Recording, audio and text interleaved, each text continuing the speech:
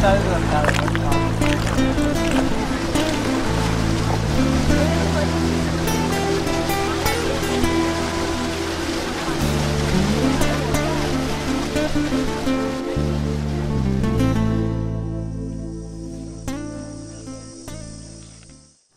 second year, a group of students from Mount Royal University in Canada come down to Peru to learn about ecotourism.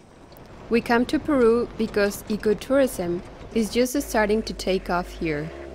We study ecotourism in the high Andes, but it's in the Manu Park region of the Amazon that we get our best look at how it's done.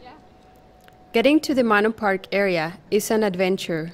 From Cusco, which is the heart of tourism in the part of Peru. It is a day and a half by van and boat to get to our destination, the Bonanza Lodge in the heart of the jungle. The reason we are in Manu Park specifically is to learn from the Wamani family about ecotourism and its impacts, both large and small. The family has operated Bonanza Tours since 2000. Risa and his brothers run the company, but his whole family is involved.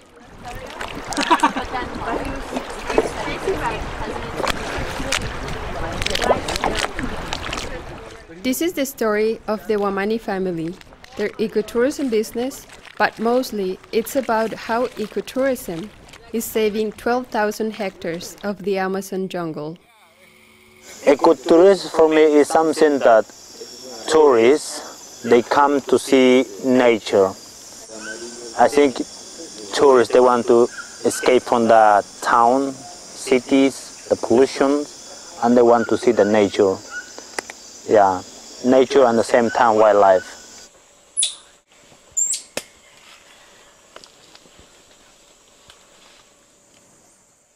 Ecotourism is growing in this part of the world, but it is a place that has traditionally relied on agriculture and logging. In the jungle, I mean, people work in different things, but for 100%, I think it's like, let's say 40% of the people from the jungle work in ecotourism. Yeah. Wow. Most of the people now are working and doing farming and logging. Yeah. Now we have a road. Now we have a truck there. So that means like people coming more into the jungle, cutting wood. I mean, destroying is the main thing. Well, for example, from Atalaya River down, those areas already been logging like many years ago. But those areas now, a lot of people use them for ecotourism. A lot of foreigners came, for example, to buy a big piece of land there. One of them is, for example, like Manu Learning Center. It's a foreigner. He's the owner.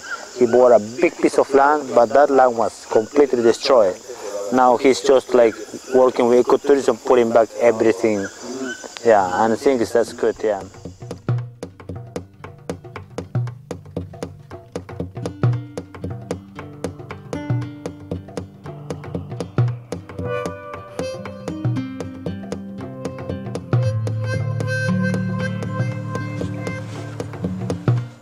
There are many reasons to consider Bonanza Tours a real ecotourism company, from the way they build and operate the Eco Lodge, to their commitment to education and the way they involve family and friends in their business.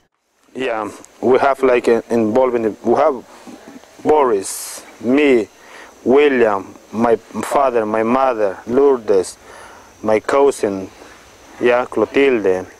And then we have like my brother-in-law involved in this business, and also my aunt.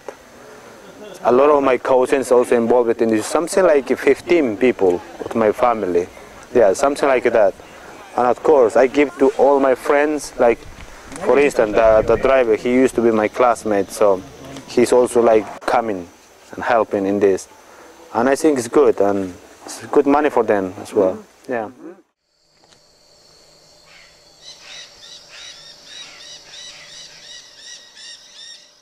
One of the most interesting parts of the jungle is the relationship local people have with the natural world. The coca plant, for example, has always been an important part of everyday life, But today, it can be more complicated. So this is the perfect size of coca plantation what local people can have here. Bigger than this can be illegal. Probably you saw yesterday police.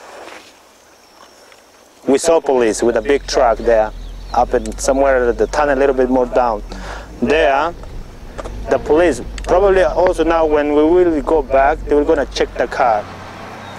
When all the cars will go from the jungle to Cusco, they will always stand up with a gun and say, okay guys, get out. We're gonna check now. So they're gonna check. But tourists were not allowed to coca leaves. So the people here do a lot of farming, so they work all day long. You're not hungry, you're not thirsty, you just chew this and you can be days and days. I know one Italian guy, he doesn't eat at all. He's a tour guide. He eats breakfast, lunch, dinner, only coca leaves. He's happy.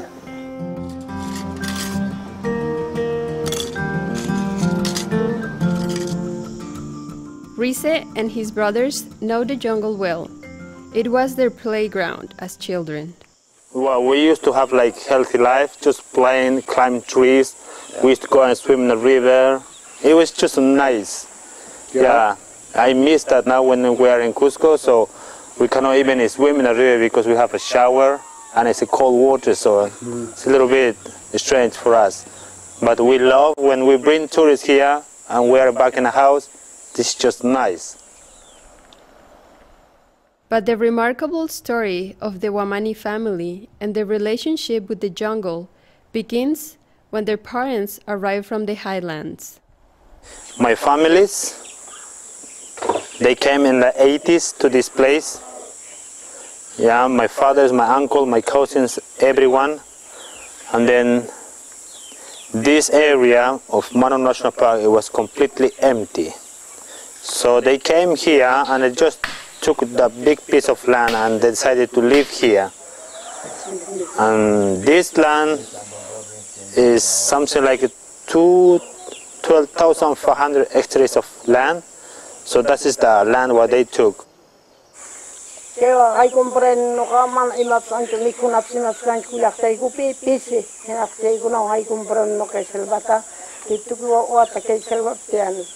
Okay, I'm going to translate that.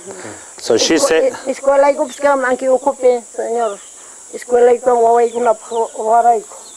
Okay. Gobierno reconoce Estado reconocerán escuela de taps. Chete que tengo escuela. Voy con la te puña chile que voy con la. Chichaguna y como en changuna. Kaikuna. Yeah. So she says that she moved to the jungle because they didn't have food, no house, no land in her place. So they moved to the jungle now. When we were very small, and we grew up here, we study, and we have a school right deep in the jungle. Yeah, but now we're just here because everyone left. Yeah. The most important part of the story is considering what would have happened to the jungle if Rize and his brothers did not take up ecotourism. What would have happened to this part of the jungle if it were not for their ecotourism business? Definitely, if we're not doing this tourist activity, this I'm very sure would. I'm very sure. Yeah. This should be already destroyed. Yeah, like years and years ago. Yeah, because here we have like this is a special place where we have also a lot of wood, like cedar wood. Cedar wood is the more expensive wood in the jungle that people love for furniture, so I'm very sure this already been like destroyed.